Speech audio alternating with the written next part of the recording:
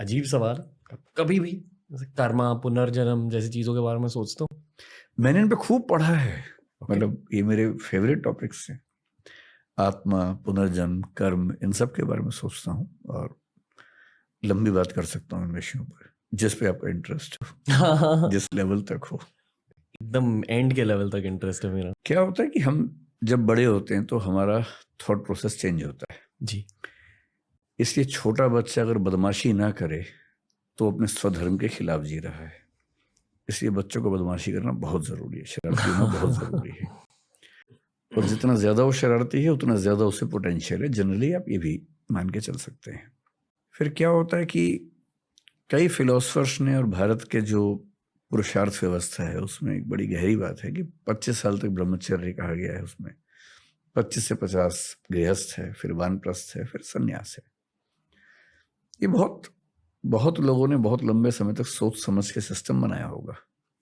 एक कीरकेगार्ड नाम का फिलोसफर जर्मनी में हुआ, हीगेल से करीब 100 साल पहले, और उसकी नहीं सॉरी हीगेल के समय में हुआ।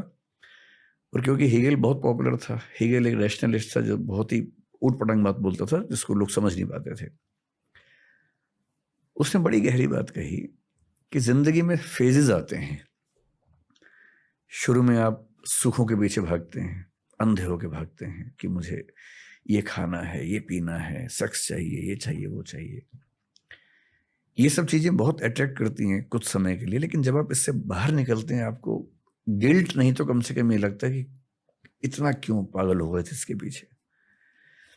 धीरे धीरे आप नैतिक जीवन की ओर बढ़ते हैं, फिर नैतिक जीवन से भी ऊब होने लगते हैं, फिर आप स्पिरिचुअल लाइफ की ओर बढ़ते हैं।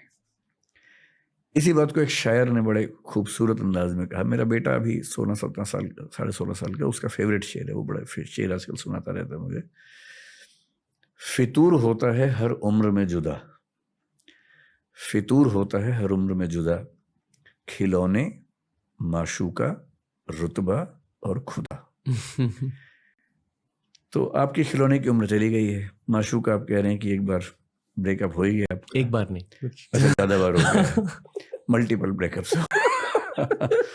रुतबा आपके पास है ही, तो बचता खुदा ही है। सीधी सी बात है कि अब आपके मन में वही चीज आएगी। इसी बात को स्टैंडर्ड तरीके से अब्राहम मैस्लो ने समझाया कि हमारी जिंदगी में नीड्स चेंज होती हैं, और आप एग्जैक्टली वही बात कर रहे हैं जो उसने कही थी कि शुरुआत में फिजियोलॉजिकल नीड्स होती हैं, भूख, नींद। अगर आपकी नींद पूरी ना हो 2 दिन तो आप ध्यान की बात कभी नहीं सोचेंगे। नींद पूरी होगी, पेट भरा होगा तो आप ध्यान की बात सोच सकते हैं। पेट खाली होगा तो ध्यान बिल्कुल नहीं आएगा उस समय।